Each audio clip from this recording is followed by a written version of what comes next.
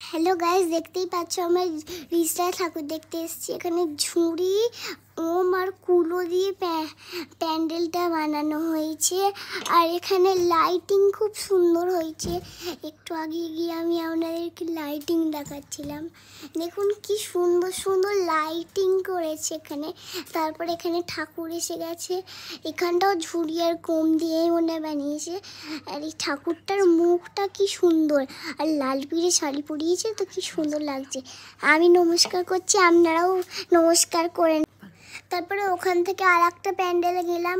এই প্যান্ডেলটার লাইটিংটা তো আরও সুন্দর, ঠাকুরের মুখটাও বড্ড সুন্দর হয়েছিল।